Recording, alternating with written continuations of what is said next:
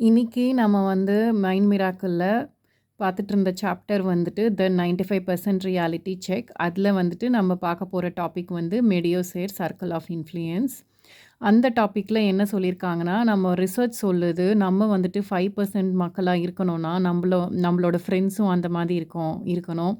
நம்ம யார் கூட டைம் ஸ்பெண்ட் பண்ணுறோமோ அவங்களும் அதே மாதிரி தான் இருக்கணும். இப்போ நான் மில்லினியர் ஆகணும் அப்படின்ற மைண்ட் செட்டில் இருந்தேன்னா, நான் கூட இருக்கிறவங்களும் அதே மாதிரி யோசிக்கணும். ஃபார் எக்ஸாம்பிள் என் பையனும் அதே மாதிரி யோசிக்கணும்.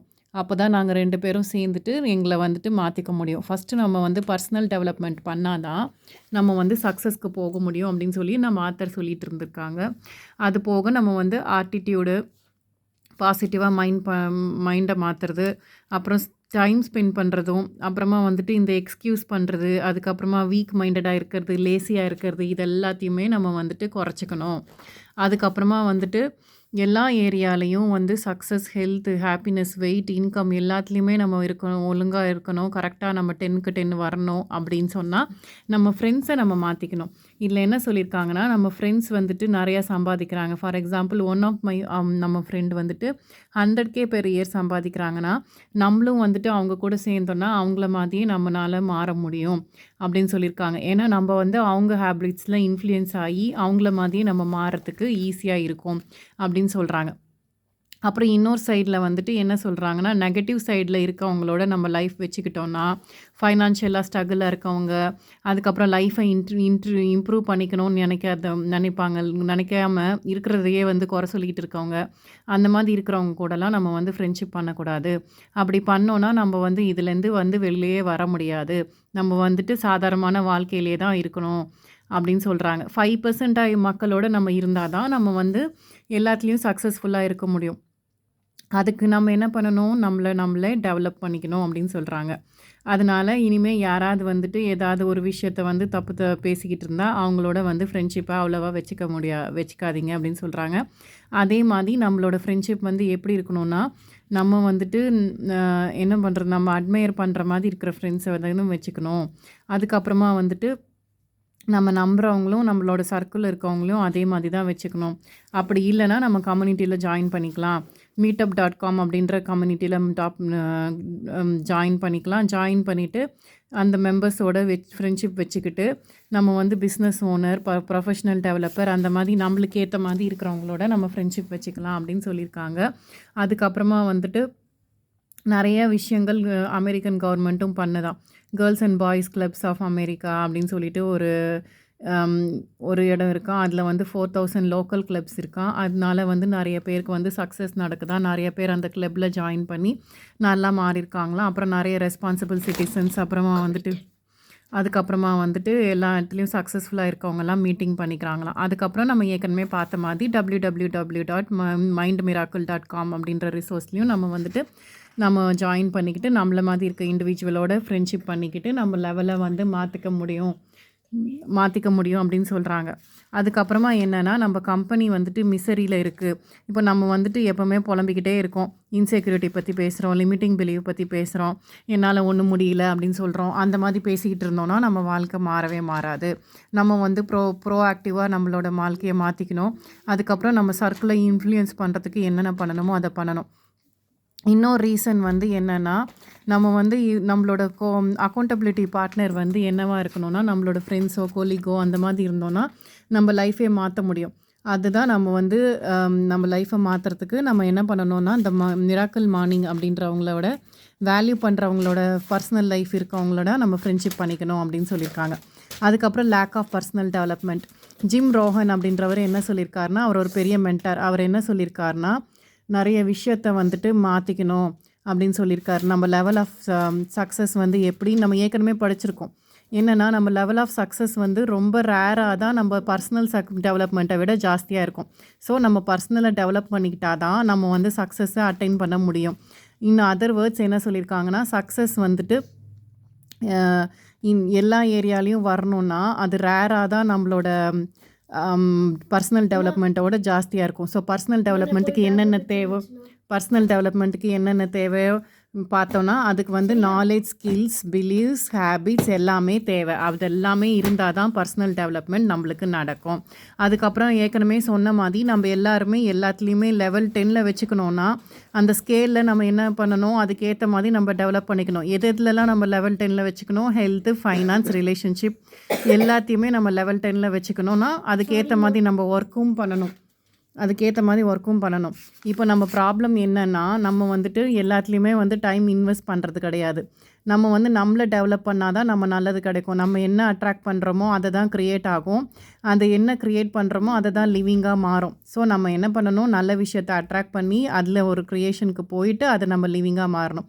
ஃபஸ்ட்டு நம்ம என்ன பண்ணணும், 30 நாள் வந்துட்டு இந்த morning miracle 30 day life transformation மாதிரி நம்ம வந்துட்டு ஸ்டார்ட் பண்ண போகிறோம்.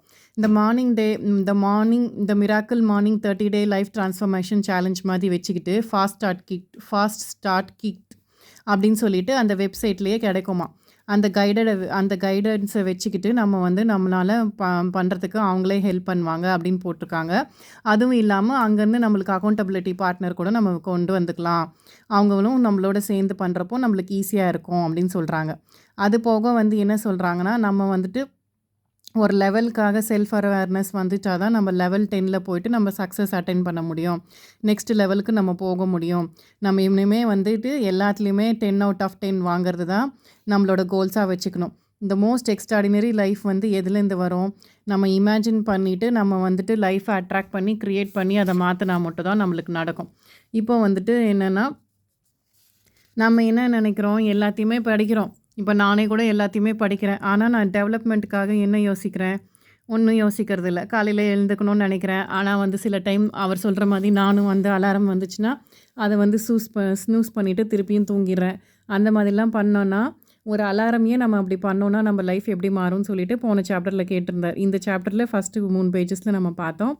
அதையும் நான் ஞாபகப்படுத்திக்கிறேன். ஸோ நம்ம பர்சனல் டெவலப்மெண்ட் வந்து ரொம்ப எக்ஸ்ட்ராடினரியாக இருந்துச்சுன்னா நம்மளுக்கு சக்ஸஸ் கிடைக்கிறது வந்து ரொம்ப ரொம்ப ஈஸி அப்படின்னு சொல்கிறாங்க.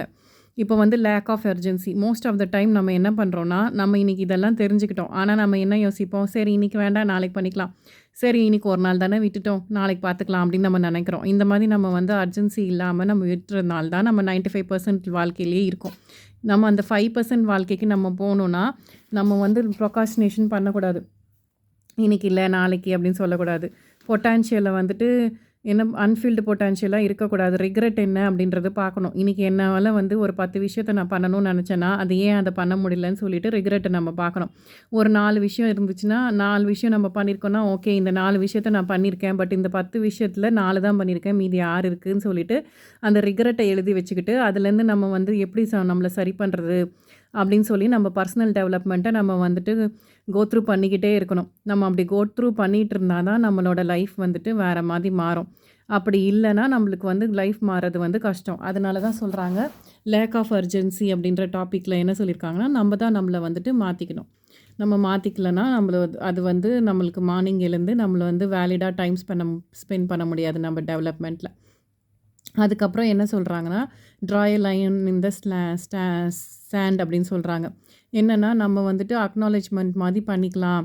நம்ம வந்து சாதாரணமான வாழ்க்கைக்கு என்னென்ன காரணங்கள் அப்படின்னு சொல்லிட்டு பார்க்கலாம். சாதாரணமான வாழ்க்கைக்கு என்னென்ன 9 to 5 ஜாபை நம்ம தேடுறது, அதிலே இருந்துக்கிறது, வேறு எதுவுமே யோசிக்காமல் இருக்கிறது, நம்மளுக்கு என்ன கோலுன்னே சில டைம் தெரியாமல் வேலைக்கு போயிட்டு வந்துட்டோன்னா அதுதான் இதுக்கப்புறம் மேலே சம்பாதிக்கணும் அப்படின்ற எண்ணமே இருக்காமல் ஒரு ஸ்டாக்னண்ட்டான லைஃப்லேயே இருந்துக்கிறோம். இப்போ எனக்கு ஒரு சம்பளம் வருதுன்னா ஒரு 40,000 வருதுன்னா அதுலேயே நான் இருந்துக்க போகிறேன். நான் வேறு எதுவும் யோசிக்க மாட்டேன். இல்லை வெளியில் போனால் எனக்கு ஒரு இன்செக்யூரிட்டி இருக்கும், இதை விட்டு நான் போகக்கூடாது அப்படின்ற மாதிரி. அந்த மாதிரிலாம் இல்லாமல் வேறு மாதிரி எக்ஸ்ட்ராடினரியாக யோசிக்கணும். அப்போ தான் நம்ம 5%க்குள்ளே போக முடியும். இப்போ நான் வந்துட்டு இன்றைக்கி இல்லை நாளைக்கு இல்லை நாளான்னைக்குன்னு சொல்லிக்கிட்டு இருந்தேன்னா அது வந்து எப்படின்னா நாட் டுமாரோ, அது வந்து next week, next month, next இயர்னு சொல்லிட்டு போய்கிட்டே தான் இருக்குமே தவிர நம்மளுக்கு சக்ஸஸ் வந்து எப்போ வரும்னே தெரியாது.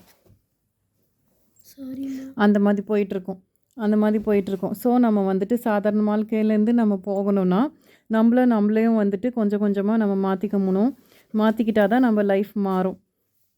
இப்போ எக்ஸ்ட்ராடினரியான வாழ்க்கைக்கு போகிறதுக்கு நம்ம என்ன பண்ணணும்னா, கொஞ்சம் கஷ்டமாக தான் இருக்கும். நம்ம அந்த ரிக்ரெட்டை பார்க்குறப்ப தான் நம்மளுக்கு தெரியும் எவ்வளோ நம்ம கஷ்டப்பட்டிருக்கோம், எவ்வளோத்தையும் நம்ம வந்து பண்ணாமல் விட்டுருக்கோம் அப்படின்றது வந்து நம்மளுக்கு தெரியும். ஸோ நம்ம லைஃப்பை நம்ம மாற்றுறதுக்கு வந்துட்டு பெஸ்ட் விஷயம் என்னென்னா காலையில் நம்ம எழுந்து நம்மளுக்காக நம்ம டைம் ஸ்பெண்ட் பண்ணணும். அந்த இன்வெஸ்ட்மெண்ட் டைமை வந்து யூஸ்ஃபுல்லாக நம்ம யூஸ் பண்ணணும். எக்ஸ்கியூசஸ் எல்லாம் வச்சுக்கக்கூடாது. நம்ம வந்து நம்ம ட்ரீமை வந்து ப்ராப்பராக யோசிக்கணும். நம்மளுக்கு வந்து நிறைய ட்ரீம்ஸ் இருக்கும் வாழ்க்கையில். அது எல்லாத்தையுமே நம்ம ஃபுல்ஃபில் பண்ணணும்னா, சக்ஸஸ்க்கு போகணும்னா நம்ம காலையில் எழுந்து நம்ம அதுக்காக டைம் ஸ்பெண்ட் பண்ணணும். நம்ம ஸ்கில்ஸை டெவலப் பண்ணிக்கணும். நம்ம வந்துட்டு நம்ம பாடியை இம்ப்ரூவ் பண்ணிக்கணும். ஃபஸ்ட்டு நம்ம ஹெல்த்தையும் நம்ம பார்த்துக்கணும். ஹெல்த்லேயும் நம்ம வாங்கணும், ஃபைனான்ஸ்லேயும் வாங்கணும், லவ்லேயும் வாங்கணும், ஹாப்பினஸ்லேயும் வாங்கணும், நம்மளுக்கு எனர்ஜியும் இருக்கணும் அப்படின்னு சொல்லியிருக்காங்க. இப்போ வந்து இன்னொரு கொஷினும் சொல்லியிருக்காங்க. இப்போ வந்து ரொம்ப இம்பார்ட்டன்ட் கொஷின் நம்ம வாழ்க்கையில் நம்ம கேட்டுக்கணும், எதுக்கு நம்ம காலையில் எழுந்துக்கிறோன்னு. அதுதான் அந்த கொஷின்.